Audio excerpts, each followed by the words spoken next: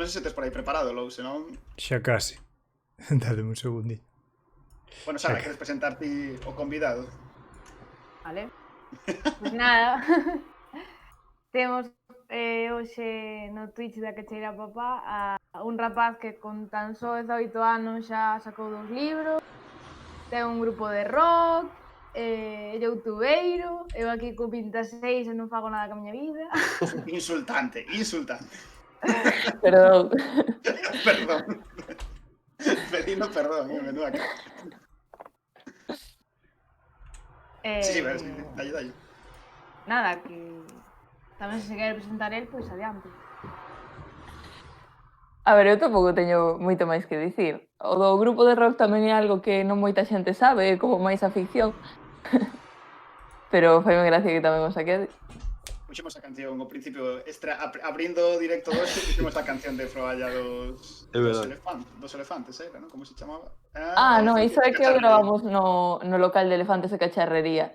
Pero bueno, esa foi unha das primeiras cancións que gravamos que eu nin sequera sabía cantar daquela. Foi un pouco desastre. Joder, pues se chegamos a saber, puñamos outras. Non, nada, que va. Se tamén é gracioso, sigue en YouTube. Sí, o vídeo, además que o vídeo era chuliño, era bonito. Bueno, xa estades en pantalla, faltame facer a última cousa. Moi bonita camiseta, Sara. Veño por Coruña, non, Biznaba. Non sei. Sóame, vale. Di Rici, perdón. Pues a ver, para rematar a presentación, diciros, bueno, Froalla é o nome do grupo, os dous libros son o Poemario para un virus 19 e máis Identidade. O libro, un é un poemario e outro é unha obra de teatro, non?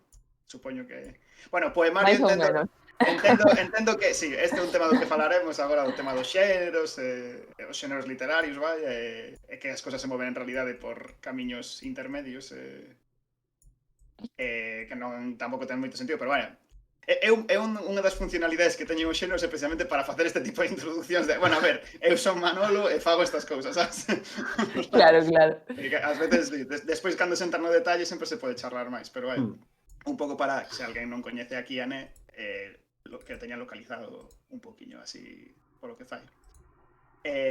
Nada, joder, non sei, é que doulle todo o tempo aquí, metolle presión a Lou para que poña o vídeo, porque... Xa está, non sei vos está vendo todo, xa o poño agora, xa vai, dame un segundinho. Non de fondo, senón que o poñes en pantalla que se vexa o vídeo. Pero que teño que poñer aquí o nome do convidado, joder, porque, sabes, estou no Paint a full.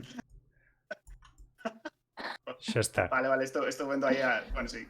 É que temos un Paint que é onde Lou verte as súas habilidades artísticas. Que son moitas. Empregámoslo aquí na canle pois para que un pouco faga este tipo de cousas, non?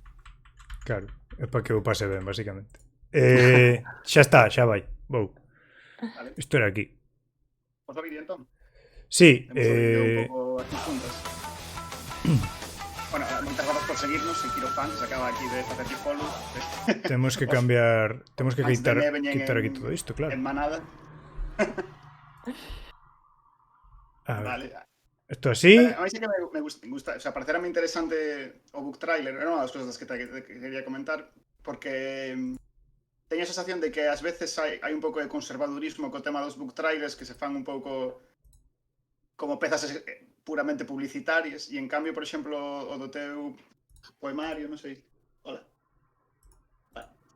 Non está, tío, non, por que non podo? Non sei que estou, non sei que... Se movía un pouco máis no terreo do artístico, quer dicir que vivía un pouco máis como peza que pode ser consumida ou, bueno, disfrutada fora un pouco do que é o libro, vai. Claro, que de feito o book trailer escoitase un texto por detrás que é o texto que dá comezo ao libro, en verdade. Porque eu non quería facer tanto un vídeo de ei, este é o meu libro, comprádeo, e xa, senón quería facer, pois, mostrar un pouco do propio libro. Aí está, por fin, macho, pensei que non ia conseguir. Vale, xa o temos. Está costando máis poñer o vídeo que facelo. Mima. Xa está. Imos doulle, vale? Sí, vamos a ver, un pouco así xuntas. Dale.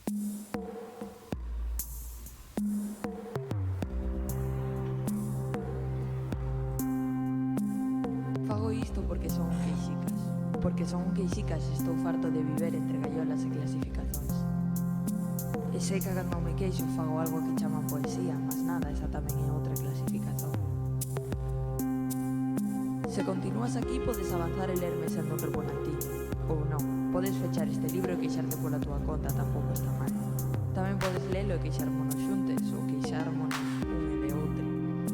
Todas as opcións que implican continuares nestas páxinas precisan dunha introdución. Isto non é un poemario, por iso está escrito no xeito dunha obra de teatro. Isto non é unha obra de teatro, por iso está escrito no xeito dun poemario. Non tentes clasificarme para me faceres máis sinxelo. Non funciona. Perdón se non gostas disto. E se gostas sobre saúde e terra.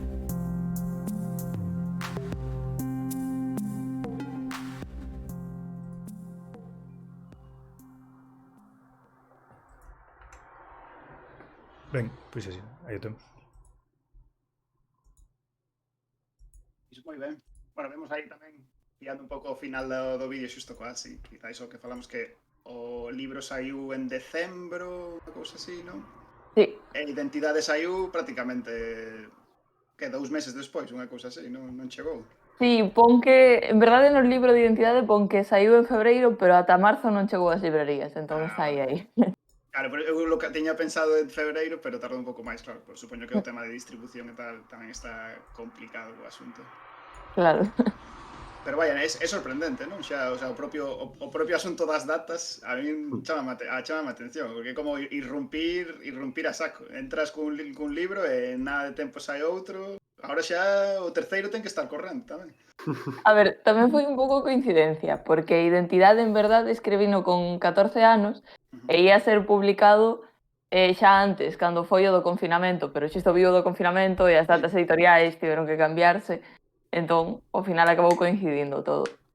Non sabía, xa tiñades falado a publicación de Identidade antes que do que os poemas do... Ah, vaya.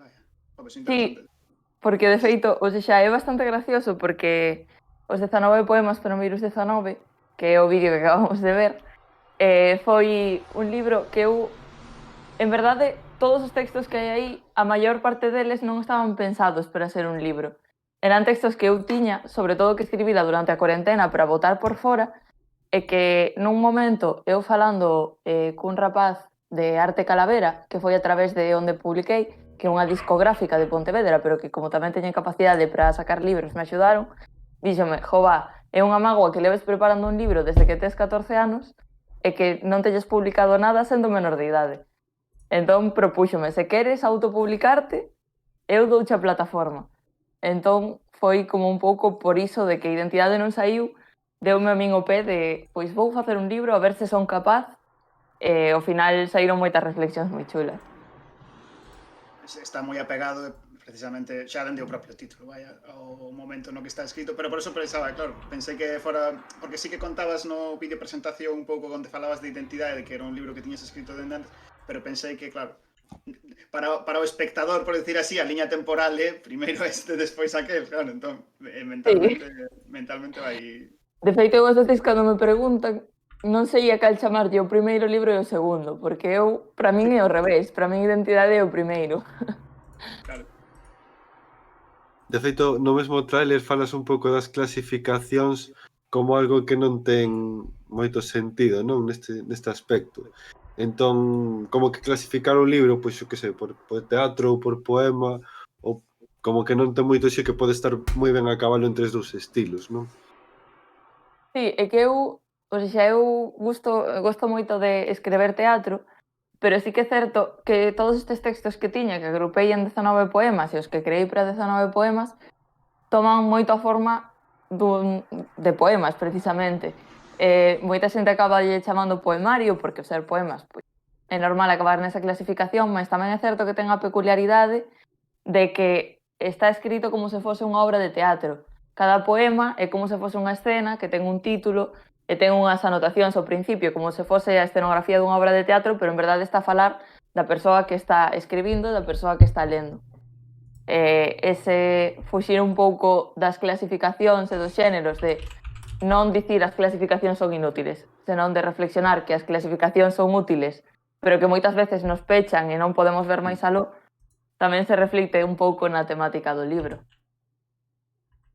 A ver, é interesante, sen entrar tampouco en profundidades teóricas, claro, pero o tema dos xéneros literarios é interesante porque en realidade moitos autores despois cando publican moitos libros comentan que si escriben alrededor dos xéneros, pero sempre cunha vontade de superalos. Quer dicir, o xénero dache un marco onde ti podes escribir ou onde ti podes agarrarte a como a pequenos constructos que xa existen, pero a vontade de escribir sempre é superalos de alguna maneira. Entón, é como unha tensión entre isto é moi útil e ao mesmo tempo odio isto, sabes? É unha cousa...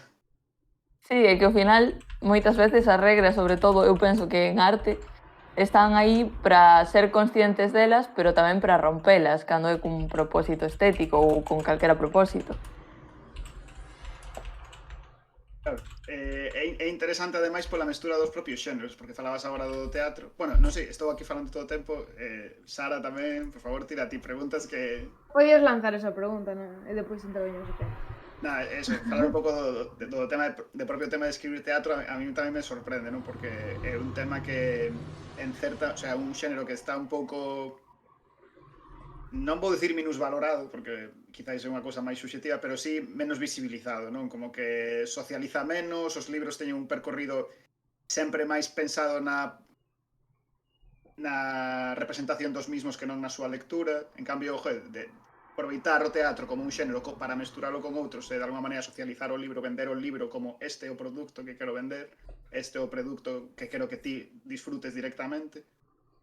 Non sei, o sea, como por que o teatro, vai? A ver, eu penso que o teatro, sobre todo con identidade, que é quizáis máis teatro ou máis a forma máis tradicional do teatro, é un xeito moi guai de achegar calquera temática ás persoas e, sobre todo, no caso de identidade e adolescencia, porque, ao fin e ao cabo, no teatro máis tradicional, de formas máis tradicionais, son varias personaxes a conversar sobre un problema, estás vendo varios puntos ao mesmo tempo.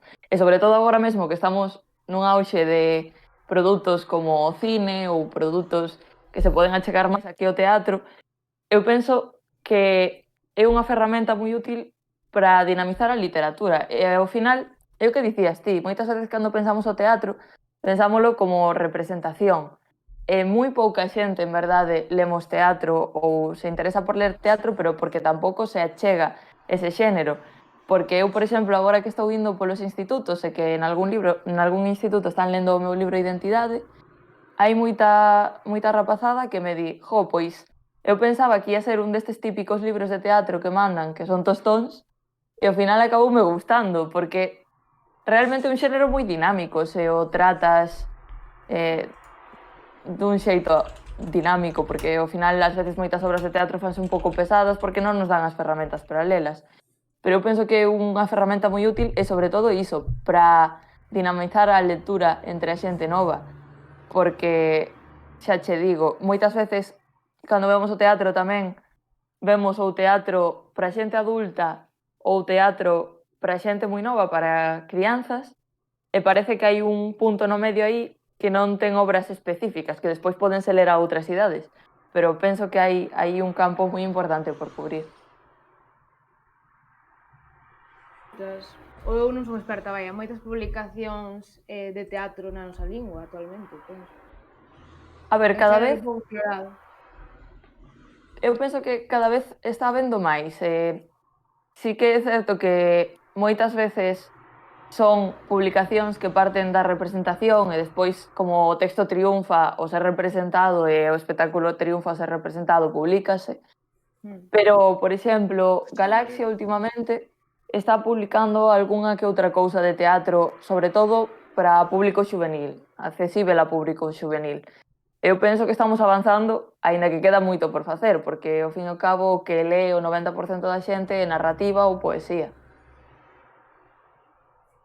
A mí interesa este asunto tamén polo que comentas ademais do tema do teatro xuvenil, porque moitas veces no que é a literatura xuvenil, que podemos asociar máis á novela narrativa, en realidade son textos que están super baseados no dialóxico, de todas maneiras.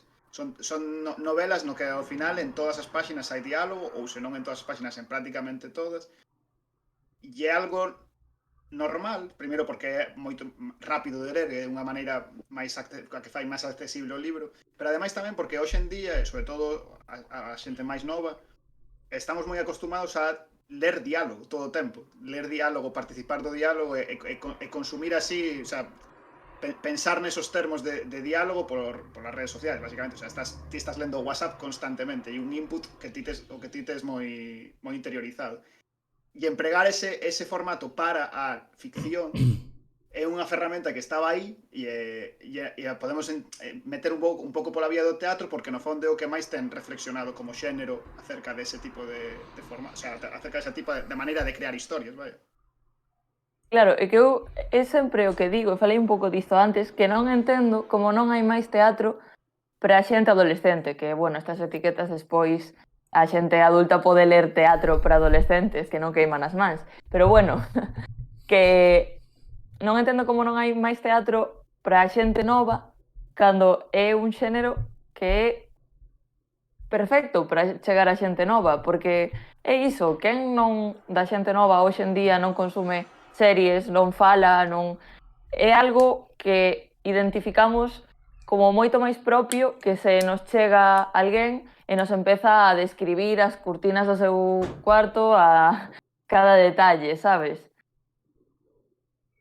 Mira, de feito, comentaba aquí ese Quirofán que identidade foi a primeira obra de teatro que lín que lle gusta precisamente para xente que non ten o hábito, claro. É que moitas veces falan deso, de dinamizar a lectura e tal. E en todo o que dende a perspectiva o formato favoreza iso, joder, como vía de entrada tamén é unha cousa moi interesante. Claro, e ademais que as obras teatrais tamén sirven de ferramenta na aula. E tamén se poden ou ler en alto ou representar, porque, por exemplo, a miña obra, agora mesmo eu falei con Galaxia para preguntar isto, calquera grupo de teatro dun instituto pode representala con tal de que non cobre a entrada, non hai problema de dereitos. Pareceme moi guai que se poda traballar dese xeito. Sí, bueno, repito, metedeme zoca porque senón teño moitos asuntos apuntados e claro, A preguntar con respecto á identidade, claro, escribíchelo con 14 anos, ahora tes 18. Volviches a él a corrixir cousas ou quixeche deixalo máis ou menos intacto? Como foi ese proceso de edición? Pois o proceso de edición foi difícil, porque foi un proceso moi lento. Eu ás veces mandaba... Porque normalmente o que facían era a xente que editaba o meu libro mandábame, pois, non cambia esta frase concreta ou cambia esta escena concreta, senón, por exemplo, unha vez dixéranme que cara ao final a atmosfera como que decaía un pouco. Eu teña que traballar pola miña conta o que pensaba que facía iso e ao final era parte do proceso de creación tamén. E eu sí que fun cambiando como persoa, porque normal, non son a mesma persoa que cando tiña 14 anos, e sí que o notaba a hora de ir corrixindo, mas eu sempre reivindico isto de que cando corrixín tentei corrixir o menos posible e deixar o texto máis fiel posible ao texto que escrevera o Né con 14 anos. Entón, aínda que sí que fixen correzóns ata o ano pasado ou hai algo máis dun ano non acabei de facer a última corrección, sí que as últimas correccións foron moi pequenas, de detalles, intentando cambiar o mínimo posible.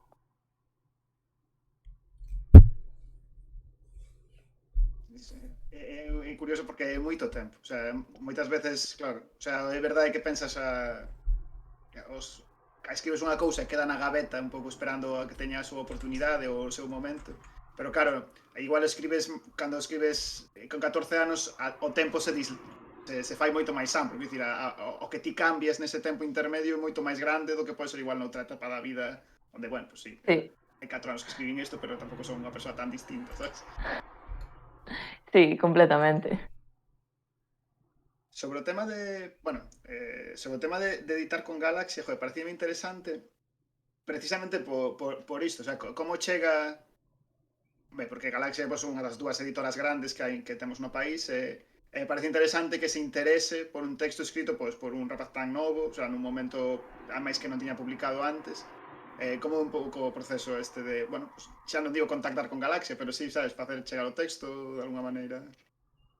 Pois foi un pouco curioso, porque eu non sei se é o procedimento que segue toda a xente que escreve e que publica, mas eu fora en 2016, creo que fora, a un obradoiro de Editorial Galaxia de escrita, que ás veces fan obradoiros, de feito agora teñen o que se chama Escola de Letras, e ao final, algunha xente que dá clases, o que fan é deixar nun encerado o seu correo, deixano para todo o mundo, para se tes dúbidas sobre calquera cousa, se queres máis apuntamentos sobre calquera cousa, se queres enviar un texto para que che revise.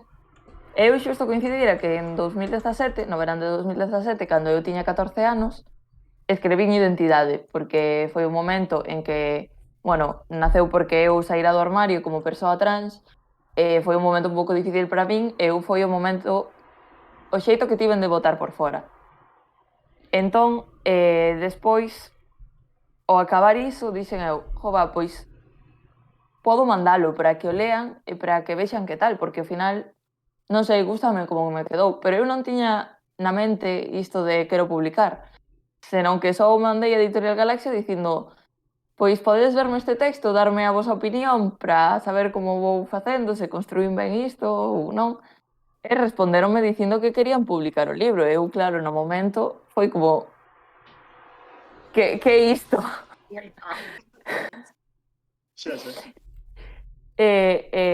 Así, ou seja, dixéronme que, claro, que ian ter que editar bastantes cousas, porque ademais como era o meu primeiro libro, pois había que deixalo ben organizado, ben feito, para que saíse, ver como facer o contrato sendo menor, tiña que ter autorización da miña familia, pero ao final saiu para diante, foi algo moi bonito.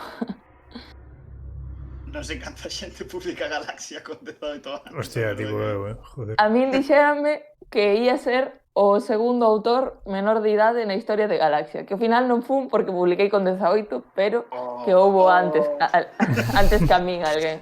Que chegates tardísimo, né? Por favor, 18 anos, bella. Pero en cambio, claro, gustame ademais a comparación entre os dous libros porque un é vai con Galaxia e outro é directamente autoeditado. Claro, o sea, non hai punto intermedio, o sea, non hai editora pequena, ou eu ou Galaxia. Ou eu ou o mundo. Terá que ser o paso intermedio. Claro, non sei, agora abrir unha editorial pequena para sacar siguiente.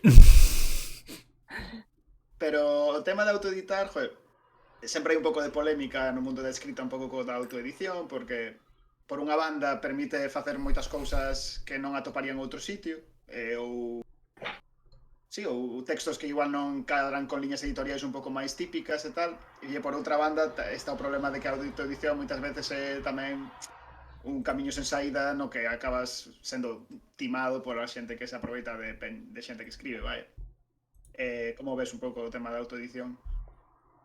A ver, pois eu penso que autoeditar permitiume facer moitas cousas que de outro xeito, se cadra unha editorial non tería publicado ou non me atrevería eu mesma a enviar a unha editorial, porque o libro está escrito con linguaxe non binaria, está escrito en reintegrado, é un libro que arrisca bastante desde o punto do que dicíamos antes, de que mestura os xéneros, que quizáis se enviase a unha editorial levaría unha sorpresa e o publicaban, pero tamén é un pouco a propia esencia do libro, e non quero quedar aquí de intelectual, pero tamén isto de que os textos non estean corrixidos máis que ortográficamente, que aquí quero agradecer ao John Amil, que sempre lle agradezo, que leva a conta de en galego en Twitter, que foi que me corrixiu a correr todos os textos. Eso se pode dicir que xa tamén saiu do armario como en galego no vídeo este de Prado Rúa. Sí. Pois iso, permitiume moitas cousas que de outro xeito se cadra non terían sido así. Para min foi unha experiencia moi bonita, porque eu autoeditei dun xeito moi especial, porque xa dixen antes, o grupo que falabades antes, Froalla, é un grupo que está relacionado cunha escola que se chama Estudo Bonobo, que está en Pontevedra, que é unha escola de música, que ademais tamén teñen selo discográfico propio, teñen estudo de grabazón, Entón, o rapaz que leva Estudo Novo, que se chama Gonzalo Maceira, dixérame que unha vez tiven que facer un disco libro, en plan un disco que viña dentro dun libro, entón que agora mesmo teño a capacidade legal para publicar libros. Se ti queres, eu simplemente cho levo o rexistro. Entón, para min foi unha experiencia moi chula porque tiven que facer eu todo. A corrección lingüística que eu fixe yo a 1000, tiven que maquetar, tiven que facer eu a portada, tiven que poñer os cartos eu, que tamén é algo importante. Facer a difusión e facer todo. Entón, non sei, creo que é un proceso moi chulo e que tamén en calquera sistema literario, en calquera lingua, ten que existir a autoedición, porque é algo que dá oportunidades a voces moi novas, que fai que se traten temas que quizáis de outro xeito non se terían tratado, e moitas veces, nalgúns casos, fai a literatura máis accesible. Por exemplo, no caso de Leite Edicións, que non sei se coñecedes, que é un proxecto moi guai, que eu sempre falo delus, porque me parecen xeniais, que teñen todos os seus libros, os seus fanzines e así, a prezos super baratos para chegalos a xente. Isto, como estrategia editorial, nunha editorial máis grande non a atopas, e moitas veces hai problema de que vas comprar o libro e tes a edición en galego e é máis cara que a edición en castelán, e non sei, penso que lle dá moita vida ao noso sistema literario, chamalo de algún xeito. As comiñas viciosas, ¿verdad? Sí, o sea, eu estou de acordo que o tema da autoedición ademais creo que ten especial relevancia agora, porque é verdade que moitas veces falamos, por exemplo, debates alrededor do que é o canon e tal, e son debates un pouco, eu creo, banais, porque moitas veces o que queda fora do canon no sistema galego é o esquecemento, o sea, non publicar, non ter presenza, non existir. E en cambio a edición democratiza un pouco, a autoedición democratiza un pouco este sistema de producción, xa non digo de distribución, que a veces é moito máis complicado, pero sí polo menos permite que exista un underground, e todo sistema sano necesita un underground, porque necesitas construirte contra algo, necesitas que haxa correntes que subvirtan un pouco o xa existente. Non pode ser que o propio sistema produza iso, o sea, generar absurdeces, vai. Claro, é que senón é como se tes un cuarto pechado e non aireas nunca. Claro. É un pouco tamén o que pasa ca música, non? En Galicia, que agora co tema da autoedición tamén saen moitísimos proxectos novos. Sí, joder, nese sentido teño a sensación de que a literatura vai un pouco por detrás. Quer dicir, hai algúns proxectos de autoedición que tiran que son interesantes, falábamos de Leite Edicións, quizáis é o que está facendo dunha maneira máis sistemática e tal, pero, por exemplo, creo que Carlos Meixide tamén sacara as súas novelas autoeditadas, son novelas moi vendidas, quer dicir, un tipo que move números de vendas moi altas porque son moi divertidas as novelas, o sea, as cosas como son. Pero que teña a sensación de que vamos un pouco, o sea, que a literatura vamos un pouco por detrás da música nese sentido. A música asumiuno como un leitmotiv, como unha cousa moi naturalizada, moi rápido. E no mundo dos libros, joder, as edicións teñen un papel ainda demasiado omnímodo. Tamén en parte porque fan ben o seu traballo. Aquí falábamos un pouco do de Galaxia, o sea, Galaxia detectou rápido un texto que lle parecía interesante, que quizáis noutro contexto podía ser máis carne de autoedición nese sentido. E bueno, sabes, absorbe, é capaz de absorber un pouco o contradiscurso de alguma maneira. Non sei. Sí, o sea, eu estou de acordo co que dixeches.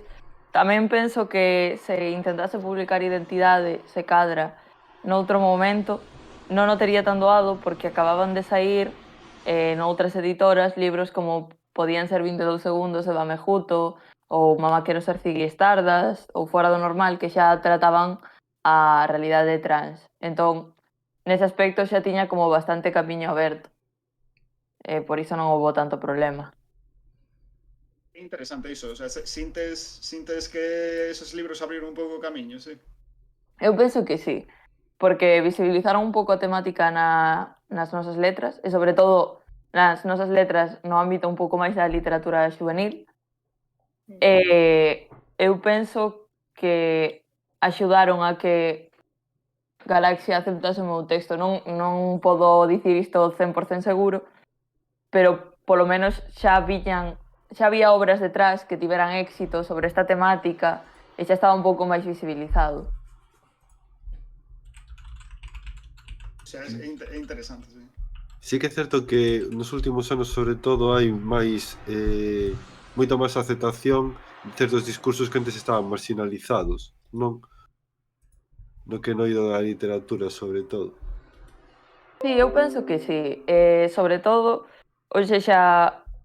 A min pareceme bastante curioso que isto escoitei yo a Monse Penapresas nunha charla que falaba disto, sobre como na literatura galega, mentres que noutras literaturas discursos ou realidades como a realidade dos homes homosexuais son como o que máis se visibiliza do colectivo e quedamos aí e nada máis, na literatura galega parece que teñen máis cabida ou que están máis representadas outras realidades, que aínda queda moito por facer, pero, por exemplo, a realidade das mulleres sáficas, das mulleres lesbianas e bisexuais, das bisexuais aínda queda bastante por normalizar, pero hai bastantes, sobre todo poesía, que fala desa atracción de mulleres por outras mulleres, porque se asociou aos movementos feministas que xurdiron na literatura e iso axudou moito a que en Galiza teñamos esa temática quizáis un pouco máis normalizada nas nosas letras.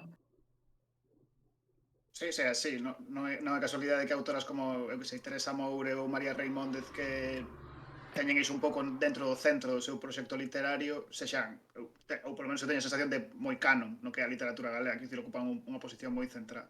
Claro, eso sí que, joder, abre moito camiño, si estou de acordo. Se cada o que pode estar menos visibilizado igual é a linguaxe non binaria na literatura galega, non? Sí, eu penso que queda moito por facer. Eu xa vedes que estou aí a tope. Que estou sempre falando do mesmo, son a persoa que non para de falar dese tema. Pero sí que é certo que falta moito por facer en canto á linguaxe non binaria. Eu incluína tanto en Identidade como en 19 poemas por un virus 19. A cousa que, por exemplo, en Identidade os xenéricos fagos en masculino, porque eu nese momento non sabía tanto da linguaxe non binaria, tampouco pensaba que nunha editorial o fosen tomar tan ben ou que quizáis me botaban o texto para atrás por iso.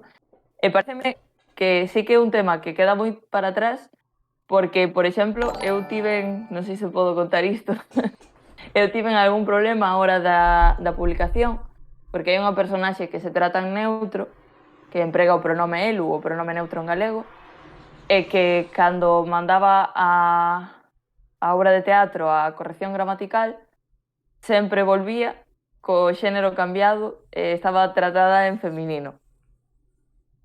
Entón, esa personaxe que aparece só nun momento tiven problemas por iso, porque eu penso que desde da corrección lingüística non eran conscientes o que era unha persoa non binaria ou non tiñan ferramentas para iso.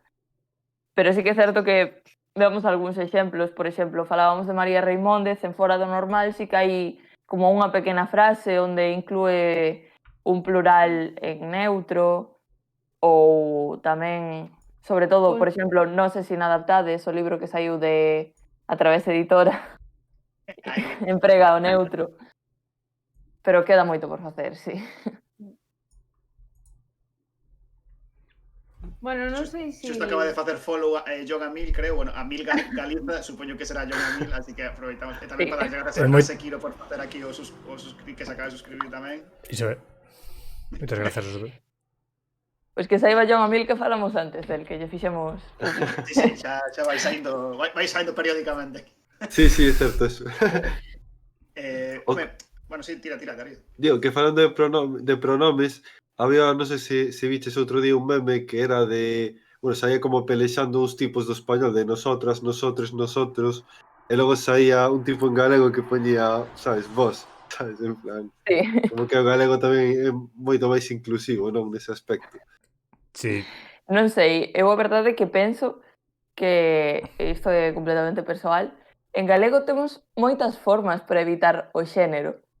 En plan, eu, como persoa trans que estivo dentro do armario durante un tempo, eu había momentos onde prescindía completamente de pronomes e era bastante doado. serio, sí? Sí, ou sexa, é que, non sei, ás veces ves como que xente asume o xénero dunha persoa, que é algo que se costuma facer bastante, e mesmo eu, publicando Identidade, que é un libro que fala directamente de persoas trans e que na biografía esta que ven aquí, ao final, que fala de min todo o tempo en masculino, vin xente que subía artigos, que publicaba artigos, non vou dicir de que xornal nin de que medio, tratándome en feminino, e eu pensaba, jova, pois en galego será por formas que tes para evitar o xénero. Mais, bueno, sí. Dame un pouco a sensación de que eso xente que xa é un tema ata de preguiza, porque é como... Só hai que buscar o Twitter, que é moi sinxelo hoxe en día, xa non é Sí. O coller o libro, se vas O falar do coller o libro, libro. O ler, abrilo, e ves aquí. Tamén. Pero vaya que sí. Pero sobre ese tema non hai un pouco negociación. Por exemplo, que dicías que che mandan unha corrección, hai este tema parece corrixido. Ti non negocias ata certo punto, en plan, mira isto que eu quero que sexa desta maneira, por isto, por aquelo. Claro. O que pasa é que eu tiven que explicarlles todo isto porque non tiñan nin idea da cuestión. Ao principio como que se lles escapaba ás veces e pensaban que era un erro de simplemente escribilo mal, pero ti cando editas sí que é certo que tes certa libertade. Porque, por exemplo, a min propuxéranme no seu momento mudar o libro de forma que sería mudalo de xeito radical de ser unha obra de teatro a facelo en formato diario, que é un formato quizáis máis comercial, máis para xente nova e así, eu dixenlles que non, que a min o que me gustaba era que fose unha obra de teatro e que prefería non publicalo a que saíse publicado como un diario. Ao final saí igual. É interesante, porque efectivamente, o tema, a máis, sobre todo na literatura juvenil, eu teño a sensación de que está sobreexplotado, por exemplo, o formato diario. Sobreexplotado. É unha cousa Eu penso que sí. un pouco abusiva. Tamén un pouco que falabas antes de que cambiaron o xénero, en plan, sen preguntar nin nada. Sí que dende algunhas comunidades trans sí que falase moito de que moita xente só interpreta o mundo, sabes, como dous xéneros. Entón, non son capaces de imaginar alguén que non pertence a ningún dos dous xéneros, non? Entón sempre como que tienen que asignarlle un, sabes? O sea, pero tienes barba, entonces eres un hombre, sabes? Por exemplo, cosas así, cando realmente non é así, sabes? Entón, nese aspecto, que é o que falabas tamén no trailer, da dualidade, da clasificación, entón que tamén referíndote a esa clasificación que fai a xente, non? Claro, é que ao final, cando falamos de xénero, eu penso que o xénero é un construto social, é un xeito que temos de organizarnos como sociedade, de dividir a sociedade, principalmente en dous grupos, en homes e mulleres, e atribuir estereotipos, e así, e ao final hai moita xente que non encaixamos niso, ou que vivimos nas marxes diso, ou que iso nos oprime, e por iso está reivindicando agora a categoría do non binario, e por iso están aparecendo outras formas como o pronome neutro elu, que eu emprego, por exemplo, tanto o pronome neutro elu como o pronome masculino el. Non sei, eu penso que movementos agora como a comunidade trans sendo visible e dicindo pois eu non preciso hormonarme ou operarme para ser realmente ou home ou muller, ou eu non pertenzo nin ao xénero home nin ao xénero muller, están a facer que nos decatemos de como estas clasificacións son algo, ao final, que é moi ficticio e que oprime moito a moita xente, que hai moita máis diversidade do que normalmente pensamos. É moi interesante porque, claro, supoño que tamén é parte do que tratas na túa literatura, claro. O tema de que o trans, o sea, o feito de que o trans exista, de alguma maneira moviliza a teoría queer, convirte nunha cousa necesaria porque é a única que permite explicar a realidade de alguma maneira. O sea, se o xénero non é un constructo social, todo se volve moito máis problemático, todo se volve moitísimo máis difícil de explicar, moito máis difícil a convivencia. En ese sentido é radicalmente revolucionaria, entre comillas, a literatura trans, porque te obriga a enfrentarte a ese problema, a esa realidade, sabes? Claro, que eu penso que desde o momento en que se visibilizan cousas que non son o normativo, que non son o que estamos acostumados a ver, iso xa nos obriga a reconfigurar o noso xeito de ver o mundo, sexa por pequenos cambios ou por grandes cambios. E cando hai algo diferente do que che mostraron sempre, ti vas ter facer preguntas e vas ter dúbidas, e iso é productivo. Eu penso que por iso é algo tan boa a diversidade. E que ademais da linguaxe non binaria tamén estaría o tema do reintegrado, non? Nese aspecto. Fiando. A ver, John, ¿dónde está? Si que veña John, marcho eu e ven John agora, que explica moito mellor. Non, a ver, eu penso que sí pode conectar un pouco con iso, ainda que non o vexo tan relacionado co de concebir o mundo de xeito máis aberto, senón con como concibimos a nosa lingua e con por que escribimos dun xeito ou doutro, por que escribimos cunha ortografía, por exemplo, a isolacionista a consideramos como oficial e a única válida, cando esa ortografía é a ortografía prácticamente do castellano, é a ortografía que se escolleu porque non tiñamos referencias do que se fixera nas cantigas medievais galego-portuguesas. Eu por iso opto pola ortografía reintegrada, porque me permite conectar con toda a lusofonía, porque penso que ao final é a máis coherente, a máis lóxica. É como di John Amil sempre, vou non empregar de cita. Se tanto aquí como en Portugal ou noutras zonas da lusofonía dicimos as mesmas palabras, se dicimos aquí tanto xoaniña como ali xoaniña, por poñer un exemplo, por que imos escribilas dun xeito diferente? Que é o que gañamos con iso?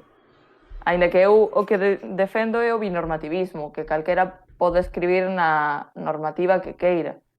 Pero paréceme tamén bastante mal e estou bastante descontento con isto que vexo, sobre todo desde algúns ámbitos de promocionar a cultura, pero despois está en reintegrado, coidado. Ou falar de, non sei, de calquera cousa, pero se unha persoa fala en reintegrado, como que xa xulgamos a súa mensaxe. Moitas veces penso que pasa isto. Sí, Por iso, moi importante o de Carballo Calero no 2020, que escribía en reintegrado, moitas veces. moitas Bueno. veces. Sí, bueno, tiña ese, facía eso. Pero tamén é mala sorte que o ano que está Carballo Calero de Letras Galegas que haya xusto unha pandemia, joder. A Real Academia, puto dunha conspiración. O Sí, COVID foi unha conspiración. Igual o COVID ven da Ahí está. cuidado.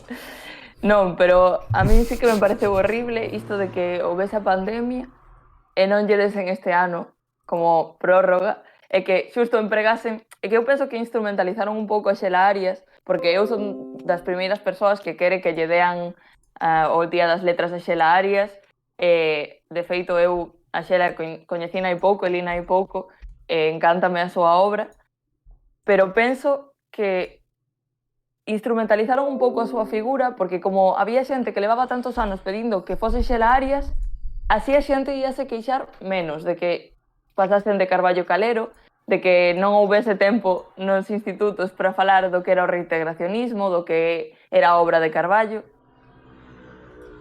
Sí. Entendo o argumento, pero pareceme que ás veces tachamos a Real Academia de inoperativo e no seguinte argumento de repente son os xenios do mal que teñen planes super elaborados, sabes? Que non digo que non sexa real, pero que, bueno, sabes que hai máis ben, sabes? Xa, a ver, tampouco digo que sexan os xenios do mal, pero que me parece curioso como sempre se está apartando, que, por certo, cada vez se cadra, ábrese un pouco máis cara ao reintegracionismo. Por exemplo, agora creo que fora o Consello de Cultura Galega, que vai facer un acto sobre pois a lingua en redes, creo que era. Joan Amil vai me matar porque non sei exactamente como é, pero chamaron a Joan Amil que é o que leva en galego. Iso parece moi importante, porque moitas veces parece que falamos só do digo cho eu, cando en galego tamén ten unha labor por detrás importante. E penso que estamos avanzando niso, pero tamén queda moito por facer. Cando ves cousas como, por exemplo, quererte presentar a un certame e que non poidas porque non nos escreves na norma da RAG, ou querer facer calquera cousa e non podes porque non nos escreves na norma da RAG. sea, porque eu, por exemplo, o que comentábamos antes do linguaxe inclusivo, para min a conexión, máis alá de debates ortotipográficos, que un pouco o reintegracionismo ao final sempre acaba un pouco nesto, o que a mí me parece máis productivo do reintegracionismo é a mentalidade, sabes, que dótache de ferramentas mentais para facer máis rica a túa lingua. E, por exemplo, me parece un exemplo moi paradigmático o tema do sistema ELU, traer o sistema ELU directamente do portugués. É que isto xa está feito, podemos importalo e prácticamente non o temos que tocar e xa o podemos aplicar directamente, ou podemos empregar estes recursos que xa están a nosa disposición de alguna maneira. Claro, é que eu ao principio, cando empecé a escribir máis en linguaxe non binaria, porque eu ao principio pois facía os xenéricos en masculino sen cuestionarme nada, despois tive unha etapa en que facía os xenéricos en feminino porque parecíame un xeito moi guai de reivindicar que había máis formas e de dar visibilidade, e cando quixen empregar a linguaxe non binaria, eu topei nun momento que non tiña referentes, case.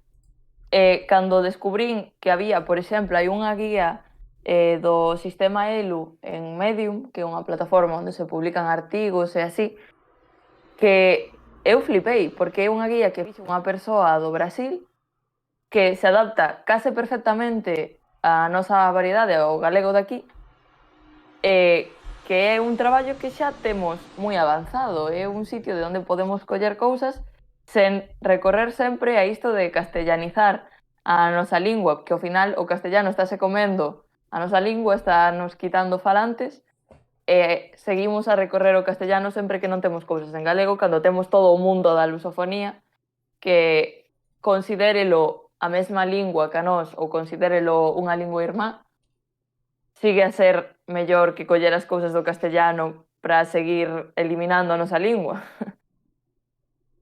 Como opines o que opines sobre o reintegracionismo, por eso digo, máis alá do ortotipográfico, joder, ser consciente de que tes ese celeiro, de que se queres buscar un sinónimo, de que este xiro sospeito que vendo castelán.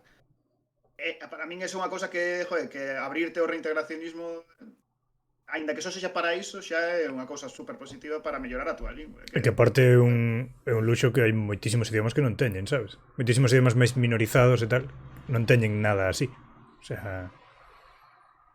Sí, bueno, comentaba aquí dos do Rei que a charla titúlase Novas plataformas de comunicación, o galego vive nas redes, que creo que organiza Carlos Pereiro, que está metido no Consello da Cultura, que tamén é aquí colaborador cheirera habitual, está un pouco metido nesa organización, así que tamén lle mandamos saludo a Carlos.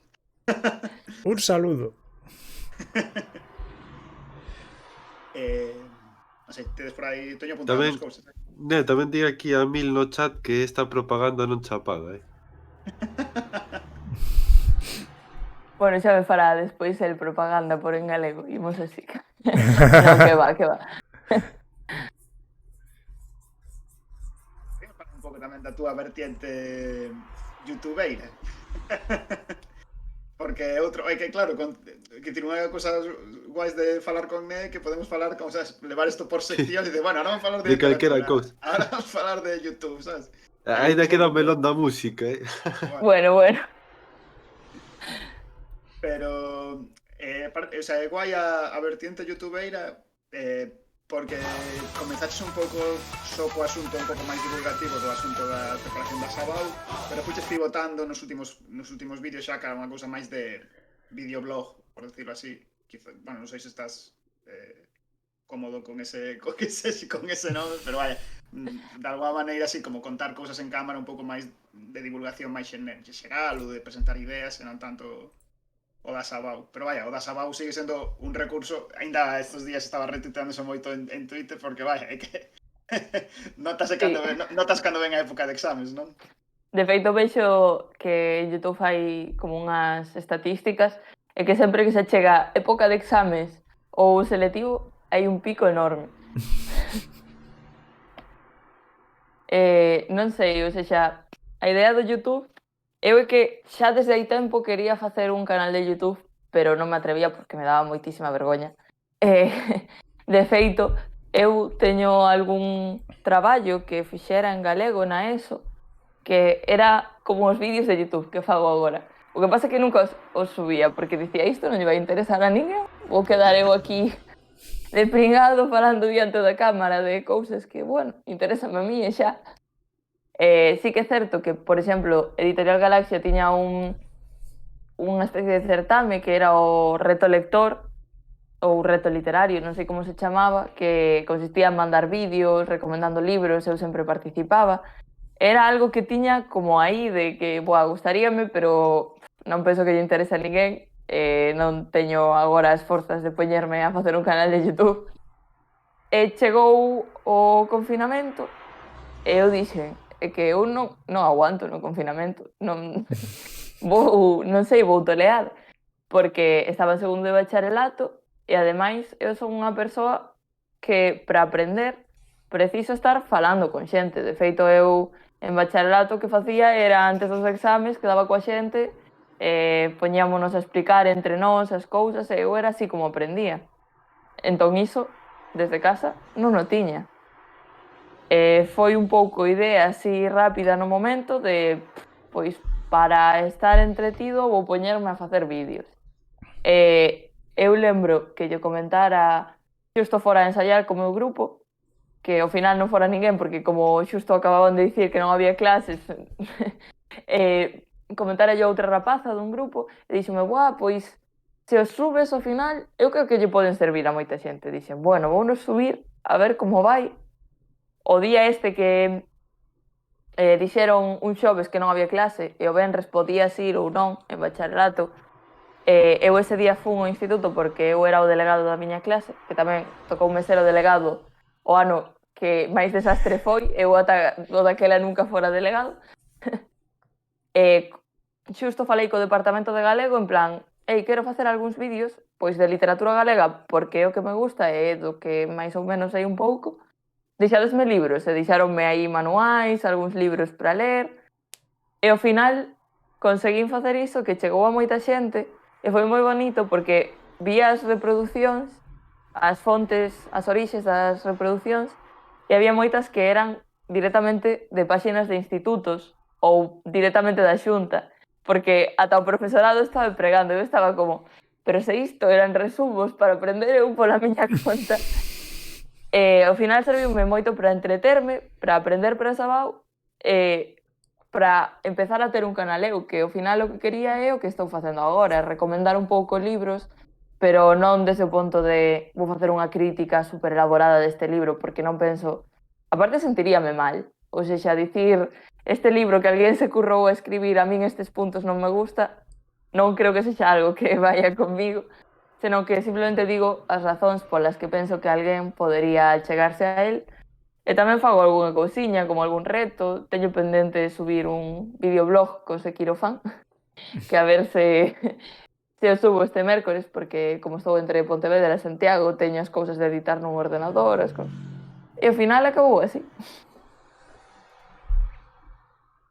Dun challenge, dun reto destes de... Creo que era xusto cando abrían as librerías despois do confinamento, creo que era Leo Galego ou algo así. Le Galego Challenge. Exacto, pues a raíz de isto Sí, nós tamén, o sea, creo que como a que cheira papá mandáramos unha foto o challenge, eu creo, sí. Eu mandaron. Eu foi, cando te coñecín, creo que foi no challenge este, de verdade. Só polo vía Twitter, vaya, pero era outra cousa interesante. De feito, era outra pregunta das que tiña, porque sí que de alguma maneira comunicas todo o que faz moito a través das túas redes, e tes como un perfil moi, xa non moi activo, senón como un pouco activista, entre comillas, nese sentido de sempre estar un pouco nos debates e tal. Como combina un pouco isto xa un pouco coas dúas vertientes, un pouco de escritor e de non sei, de divulgador en internet, vai. Eu tampouco sei como chamalas, Pois eu, a verdade, ao principio, como isto de YouTube, de facerme un canal e de ter como ser como unha figura máis pública no Twitter, de ter como un Twitter profesional, isto todo moi entre aspas, non foi algo que dixese, pois desde aquí vou empezar un canal de YouTube e vou pensar todo isto moito para telo super planificado. Ao principio non sabía como facer nada. Porque eu miraba algo que me facía gracia e dicía, pero se o retuiteo con isto, ou se me meto neste tema con isto, queda moi raro. E tiña un lío de contas, entre unha conta que tiña persoal en Twitter, que agora xa non a emprego, outra conta que tiña así. Entón, ao final, o que fago, eu penso que xa na miña escrita xa está isto do activismo, porque ao final eu penso que se vou escrever para contar un relato de como alguén sai á rúa, toma un café e volve a casa e nada máis, eu para iso non escrevo, porque eu gosto de reivindicar cousas co que escrevo. Que quizáis outra persoa gosta de facer o outro e tamén está ben, e pode estar moi ben, pero para min a escrita é unha ferramenta desde a que visibilizar certas realidades, reivindicar certas cousas. Entón, como penso que isto de facer activismo tamén está na miña vertente de escrever, como que tamén o inclúo un pouco no que fago no Instagram, no TikTok, no Twitter. E non sei. Twitch aínda non teño. De feito, aínda me suscribí, bueno, me seguín hoxe o voso Xa vimos, canal. xa. Porque prácticamente non emprego Twitch. Non sei por qué, non me chama tanto. Pero sí que é certo que, por exemplo, algúns directos sí que os vexo, pero vexos a través de YouTube. Entón, sí. Por exemplo, os de Balea Vermella teño visto varios de YouTube ou así. Claro, tamén normal. O producir ti tamén en YouTube, normal tamén que se consume. Claro, é un pouco por onde un se move, claro. Bueno, eu non quero ser... Odio ser esa persoa, pero... Último comentario, así un pouco xa de broma para pechar, que comenta aquí o puto Pablo, como te sentes cargando cos aprobados de tanta xente? Pois é moi gracioso, porque ás veces escribe moita xente en plan aprobei grazas a ti, ou saíume ben este exame grazas a ti, ou mesmo con traballos que había que facer durante o confinamento, eu axudei a algunha persoa, en plan, díxome, teño que facer unha liña cronolóxica disto, eu respondínlle axudándolle a facer o traballo. Pero o que máis gracioso me parece é que, por exemplo, unha vez eu estaba no bus de Santiago a Pontevedra, creo que fora, e eu estaba lendo un libro e de súpeto mirei, bueno, empecé a escoitar e eu como, non coñezo a ninguén aquí. E xusto detrás miña sentarase un rapaz que empezou a contarme como estaba na carreira grazas a min, que non sería tanto, porque literatura galega non conta tanto na Sabao, pero fíxeme moita graza. Eran situacións moi graciosas e moi bonitas. Ou xente que coñezo que está agora facendo o segundo do bacharelato que me di, buah, estamos véndote en clase, mándame fotos desde clase. E a veces é un pouco incómodo, pero tamén é moi gracioso e moi bonito. Que guai. Bueno, Sí, pois... eu son profe de inglés, pero se algunha vez xorde na clase, pois xa recomendarei. É que os alumnos en inglés. Os alumnos teñen unha cousa, o alumnado todo ten unha cousa que como ven a min que sou máis ou menos novo, dedícanse a rajar de todos os demais profesores. Sabes? Eu entendo, eu facía, eu faría, ou tal, dependendo sobre todo do profesor, hai profesores que piden a gritos pero, bueno, se algunha vez xorde me están rajando de galego, digo, bueno, pois se non podedes estudar co profesor ou co profesora porque é moi mala, pois nada, tedes aquí este recurso, sabes? Pois grazas polo spam. Nada. Tampouco cobramos esa publicidade, non? Eles e elas tamén me fan spam a mí, así que, joder. Bueno, pecharemos, non? Sí. Iremos xa de peche, Sí. que xa levamos un par de oriñas e tampouco temos que ter aquí capturado a Ne infinito. Eu encantado, Moitas grazas Pois polos nada. follows a todo o mundo, moitas grazas pola suscripción a Sekiro Fan, co Prime, e sobre todo grazas a Ne por vir. Claro, A vos polo convite. bueno, encima xa, bueno, foi unha hora de conversa e xa te digo que quedaron moitas cousas que tiñamos apuntadas aquí fora, porque se poden falar de moitos asuntos, pois está un pouco todo ademais moi vibrante, moi efervescente, hai... Eu creo que, xa, poñíamos un pouco de broma facendo a publi do directo de a voz máis fresca, sabes? Pero Sí, que comentara yo a mil algo de que eu era un fresco ou así. Sí, O nivel dos chistes malos de John Amil está ao nivel de Javier Balea. Que queremos moito. Sí. Pero sí que é certo que sí que está todo moi vibrante, sabes? Que hai moitas cosas que están moi de actualidade, todo, aparte, bueno, evidentemente todos os debates, porque mira, xusto aparece aquí a Xeración Bosch, que tamén tiveron un vídeo de debate sobre o tema da lei trans, que foi interesante. Todos os temas dos xéneros literarios un pouco postos un pouco en cuestión, tamén unha cousa que dice que son temas que non son só que te interesen a ti, senón que son, creo, un pouco de interese. Nada, Sabes que que vai, están- eu son o pesado que ven aquí a falar. Pois di o puto Pablo que todo que se arranxa convidando o neutro día, bueno, se quere outro día, xa falaremos. Eu encantado, pero tampouco vou monopolizar aquí. A ver, todo se pode falar, todo se pode falar. Detrás de bambalinas, aquí no directo entramos todos nerviosos, pero Non serías o primeiro invitado que ven dúas veces, sei que Lucas... E nada, pois darlle moitas grazas a Né e, bueno, xa falamos para a próxima. Moitas gracias. Iso, Grazas. moitas grazas. Grazas a todos por pasarvos. Grazas a todos por estar aquí, grazas aos meus acompañantes. Imos pechando xa. Vémonos, bueno, non sei se podes adiantar, Rodicio, se vai haber intención de facer algo finde, pero se non, eu por min, vémonos o próximo martes. Se pode ser. Imos anunciando se hai algo o sábado, que como é día das letras e hai ponte, está todo máis complicado. Toda a logística se volve máis difícil. Wow, teño unha ponte que pode pasar unha autopista por enriba. Estou moi contento. Bueno, faremos raid aquí os de Balea Vermella que estaba falando con Veña, Estíbal, joder, para que siga a xente que está aquí falando de asuntos literarios, para que siga alimentándose, vaya. dalle aí a... Dime aí o... No, xa falo, non te preocupes. Falo ti, perfecto. Sí, ya estou aquí. Así que eso, xa vos mandamos para ali. Date un saudiño.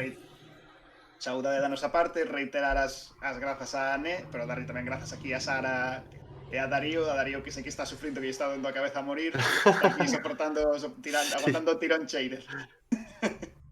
E nada, Veña, xa falamos. vémonos. Chao. Chao. Chao, chao. Rica.